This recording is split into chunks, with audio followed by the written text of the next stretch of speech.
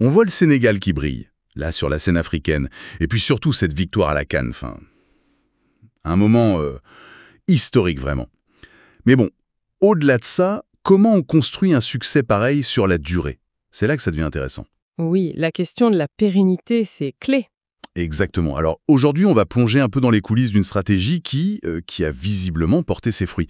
La manière, parfois un peu complexe, souvent subtile, dont le Sénégal a réussi à attirer et puis à fidéliser ses talents de la diaspora. Ah oui, les fameux binationaux. C'est ça. Souvent formés en Europe, dans les meilleurs centres, et qui sont devenus un peu la colonne vertébrale des Lions de la Teranga. Tout à fait. Pour explorer tout ça, on s'appuie sur des analyses, des témoignages, et notamment un article assez fouillé, La séduction sénégalaise des binationaux.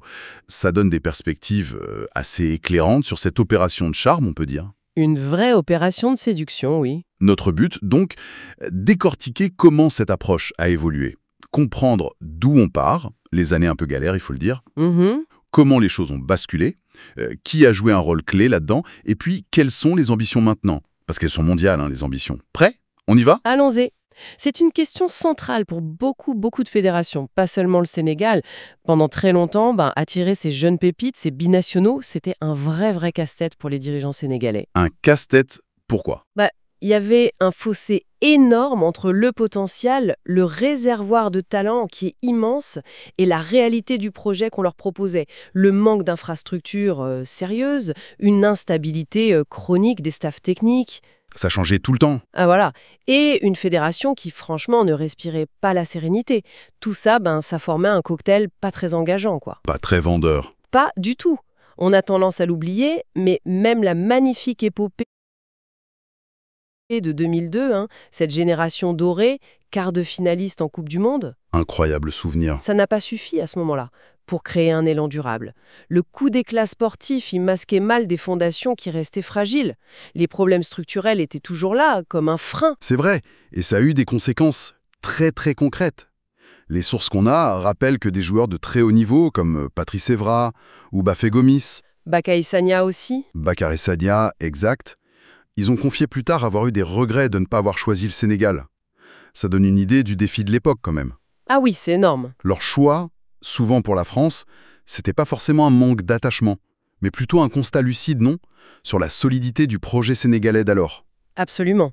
Ces regrets, après coup, ça montre bien qu'il y avait une fibre, un lien possible, mais que les obstacles étaient juste trop grands. Et la période, disons, entre 2007 et 2013, elle a été particulièrement dure. Ah oui, la traversée du désert un peu, Dité permanente, ça a beaucoup nui à l'image de la sélection. forcément. Pour un jeune joueur binational courtisé par de grandes nations européennes, le choix était vite fait, quoi. Le projet sénégalais, il manquait cruellement de crédibilité, de garantie. Ça semblait presque une mission impossible à ce moment-là. Alors comment le Sénégal a fait pour inverser la tendance de façon aussi spectaculaire? C'est quoi le déclic? Le point de bascule, il est assez clair. C'est l'arrivée d'El Cissé. En 2015, son nom seul, déjà, ça portait une charge symbolique forte. Ah oui, le capitaine de 2002. Exactement, l'emblème. Il incarnait la fierté, la rigueur, et il avait une légitimité incontestable aux yeux des joueurs, du public. Il n'arrivait pas comme un simple entraîneur, il arrivait comme un porteur de projet. Donc la stabilité, c'est lui. Mais pas seulement. Sa méthode a été déterminante, on dirait. On parle de rigueur, d'exigence. Ça s'est traduit comment, concrètement? Surtout avec ces binationaux aussi convoités. Alors Cissé d'abord et avant tout, il a apporté une vision à long terme et une structure qui manquait cruellement. Il a mis fin à cette instabilité, il a instauré un cadre de travail clair, une discipline de groupe, ça, c'était pas négociable. D'accord. Et surtout, il a su reconstruire un projet sportif cohérent, fédérateur. Pour les binationaux, son approche était basée sur un engagement clair. Il voulait bâtir un groupe solide avec des joueurs pleinement investis dans le projet Sénégal. Pas de touristes. Voilà. Et il a réussi ce mélange qui est crucial entre les talents locaux et ceux de la diaspora. Ça a créé une alchimie qui a vite fonctionné. Et les résultats ont suivi, de manière quasi mécanique. Quart de finale Cannes 2017, qualif au Mondial 2018, finale de Cannes 2019, perdue de justesse. Rageant, celle-là. Et puis le Graal, la victoire à la Cannes 2022. C'est une montée en puissance méthodique. Il a transformé une équipe talentueuse mais irrégulière en une machine à gagner. Respectée, crainte sur le continent. Cette crédibilité sportive, ça a dû aider, non? Pour attirer les talents. Indéniablement, les succès, ça a redonné du lustre au maillot, mais la gestion des binationaux par Cissé, ça a aussi suscité quelques débats. Les sources qu'on a, elles mentionnent une approche parfois vue comme assez rigide. Rigide, c'est-à-dire? Il exigeait souvent une déclaration publique, une affirmation claire de la volonté du joueur de rejoindre les Lions. Mais est-ce que cette exigence d'engagement public, ça risquait pas de faire fuir certains joueurs encore indécis, habitués peut-être à des approches plus discrètes ailleurs c'était pas un pari risqué, ça? C'est une tension intéressante, oui, que soulèvent nos sources. On suggère que cette fermeté, elle pouvait venir des nombreuses déceptions passées, des refus que le Sénégal avait essuyés pendant des années. Une sorte de protection? Peut-être. Une façon pour Cissé de s'assurer d'un engagement total, d'éviter les faux espoirs. Un peu comme dire si tu viens, c'est que tu le veux vraiment et tu l'assumes publiquement. Il y a aussi cette mention d'une tendance, peut-être, avec le temps, à discuter davantage avec l'entourage. La famille, les agents. Voilà. Plutôt qu'avec le joueur directement. Ce qui pouvait parfois court-circuiter la relation personnelle. Cette méthode, elle a sécurisé des joueurs très engagés, c'est sûr, mais elle a peut-être coûté au Sénégal certains profils qui préféraient une approche, disons, différente. Ce qui nous amène directement au cas Sofiane Diop, ce joueur très talentueux, formé en France, qui a finalement choisi le Maroc. Exactement. Apparemment, l'approche plus directe, plus personnelle de Walid Regragui, le sélectionneur marocain à l'époque, aurait beaucoup joué. C'est un peu ça la limite de l'approche Cissé. Ou en tout cas un signal qu'il fallait peut-être faire évoluer les choses. C'est un exemple parfait de la compétition acharnée qui existe pour ces profils. Chaque détail compte, la méthode d'approche est cruciale. Malgré l'aura de Cissé, les succès du Sénégal, d'autres talents comme Boubacar Kamara pour la France ou Amadou Anana pour la Belgique Oui, des gros poissons. ont aussi choisi d'autres voies. Ces situations, ça a certainement alimenté une réflexion à la Fédé sénégalaise sur la nécessité d'adapter, d'affiner encore la stratégie de séduction, sans renier les acquis de l'ère Cissé, bien sûr. Et c'est là qu'arrive une nouvelle figure clé dans ce dispositif, Pape Thiaw. Il incarne une forme de continuité, mais avec une approche renouvelée, plus axée sur le relationnel peut-être. On part d'une nouvelle vague. C'est exactement ça. Pape Thiaw, ancien joueur aussi, il connaît bien les rouages. Il est décrit comme quelqu'un de très proche des jeunes générations, plus accessible, peut-être plus à l'écoute de leur parcours, de leurs doutes. Une évolution douce. Oui, une adaptation. Sa marque de fabrique, c'est le contact direct, personnalisé. Il n'hésite pas à prendre l'avion, à aller rencontrer les joueurs, leurs familles, en Italie, en Belgique, en France. C'est un investissement personnel fort. Et ça paye direct. L'article dit qu'il a convaincu 6 nouveaux joueurs en quelques mois après avoir pris un rôle plus actif sur ses dossiers. Ça valide cette approche plus sur mesure. Mais il n'est pas seul. Il y a autre chose qui semble avoir pris une importance capitale aujourd'hui. Oui, et c'est sans doute l'évolution la plus marquante et la plus intéressante de la stratégie actuelle, le rôle du vestiaire, le groupe lui-même. Ah oui! Ce qui est fascinant, c'est qu'on est passé d'un modèle classique, Fédé et staff qui essaient de convaincre, à un système où les joueurs déjà là deviennent les meilleurs ambassadeurs, les recruteurs les plus efficaces. Les joueurs recrutent les joueurs, en gros. C'est ça. La force du collectif, elle ne s'exprime plus seulement sur le terrain, mais aussi dans cette capacité à attirer et intégrer les nouveaux. C'est un changement de paradigme assez profond. Donnons des exemples, c'est parlant.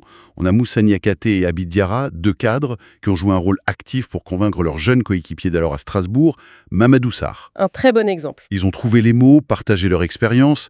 C'est du recrutement par les pairs, carrément. Tout à fait. Un autre cas, presque une anecdote, mais ça révèle beaucoup, Amara Diouf et Ibrahim Mbaye. Lors d'un stage commun pour leur équipementier, ils auraient plaisanté sur le fait de jouer ensemble un jour pour le Sénégal. Une blague qui devient sérieuse. Voilà, cette connexion informelle, cette projection, même née d'une blague, ça a visiblement aidé à renforcer le choix de Mbaye, qui, même s'il rêvait du Sénégal, aurait pu aussi aller vers le Maroc par sa mère. D'ailleurs, l'enthousiasme rapide de Mbaye a été très apprécié en interne. Et puis, il y a l'histoire d'Hassane Diao, jeune ailier prometteur, maintenant en Italie, qui était sérieusement courtisé par l'Espagne. Oui, gros potentiel. Et là encore, le collectif sénégalais s'est mobilisé. Souleymane Faye, qui jouait avec lui au Betis, et surtout Keita Baldé, figure respectée qui connaît bien l'Espagne. Oui, un poids lourd. Ils ont personnellement pesé dans la discussion pour le convaincre. C'est incroyable cette solidarité à l'œuvre pour attirer les talents. On sent une vraie culture d'équipe qui dépasse le terrain. Tout à fait. Ça crée un niveau de confiance, d'authenticité, que les discours officiels peuvent difficilement égaler. Quand un coéquipier respecté ou un ancien te parle directement, partage son vécu dans la tanière, ça a un poids énorme. C'est une validation de l'intérieur. C'est ça.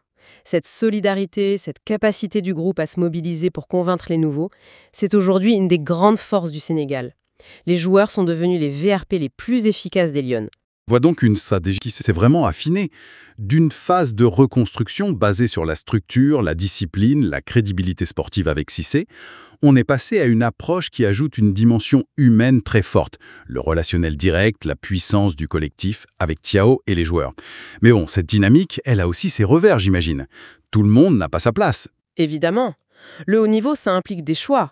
Et parfois, des portes qui se ferment. L'article cite le cas de Malang Sarr. Ah oui? Il avait été approché une première fois en 2021, mais il avait préféré décliner, temporiser, peut-être attendre une autre opportunité. Aujourd'hui, alors qu'il serait peut-être plus ouvert, il semble que Pape Thiaw et le staff privilégient d'autres profils. Ceux qui se sont engagés plus tôt. Ou plus clairement, oui. Ça montre qu'il y a aussi un timing, que l'hésitation peut coûter cher dans ce contexte très concurrentiel. La loyauté, l'engagement précoce, ça semble valorisé. C'est la dure loi de la sélection. Mais le travail continue. Les radars sénégalais sont toujours actifs. On entend parler notamment de Robinho Vaz, jeune joueur de l'OM. Profil intéressant. Selon une source citée, son entourage serait pas fermé à l'idée du Sénégal. C'est décrit comme une piste bien plus que possible. La machine est lancée et ne s'arrête pas. Et l'objectif derrière tout ça, il est clair maintenant. Il ne s'agit plus seulement de dominer l'Afrique, même si défendre le titre continental reste une priorité absolue, évidemment. Bien sûr. L'ambition affichée, c'est de franchir un cap, de s'installer durablement parmi les nations qui comptent au niveau mondial. D'ailleurs, il y a cette référence qui reviendrait souvent en interne. L'envie de marcher sur les traces du Maroc. Et leur parcours incroyable au dernier mondial. Voire faire mieux. Voire faire mieux. Ça situe le niveau d'ambition là, non ? Exactement. Le parcours marocain, ça a montré que c'était possible, ça a décomplexé beaucoup de nations africaines. Pour le Sénégal, c'est devenu une inspiration, mais aussi un objectif concret. Ils veulent être une référence mondiale, pas seulement continentale. Et ils s'en donnent les moyens. Oui.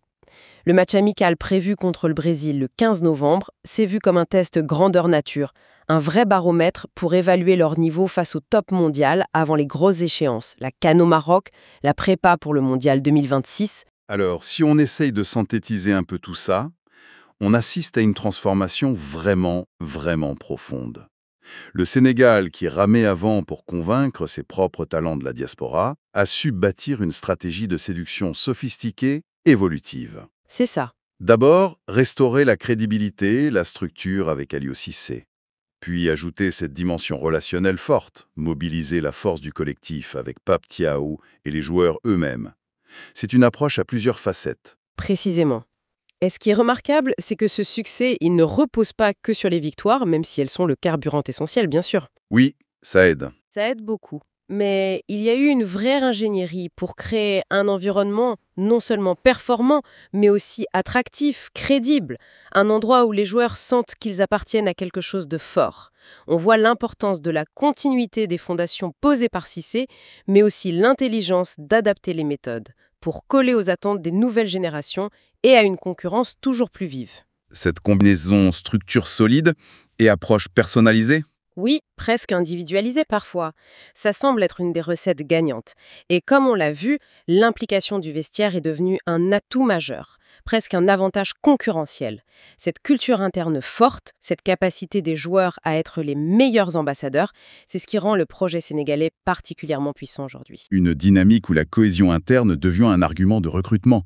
C'est assez unique comme modèle quand même. Et ça nous laisse avec une question en suspens peut-être, une réflexion pour aller plus loin. Je t'écoute. Dans ce paysage du foot mondial où la bataille pour les talents, surtout binationaux, est de plus en plus féroce, Ah ça oui. avec des enjeux financiers colossaux, l'attraction historique des grandes nations européennes, sud-américaines, jusqu'où ce modèle sénégalais qui mise autant sur la conviction personnelle, l'approche humaine, la force du groupe, jusqu'où ça peut tenir. Est-ce que c'est une stratégie soutenable à long terme face à la puissance économique ou au prestige historique d'autres sélections? C'est une interrogation passionnante, je trouve, à garder en tête en regardant leurs prochaines performances, à commencer par ce choc face au Brésil et la défense de leur couronne africaine.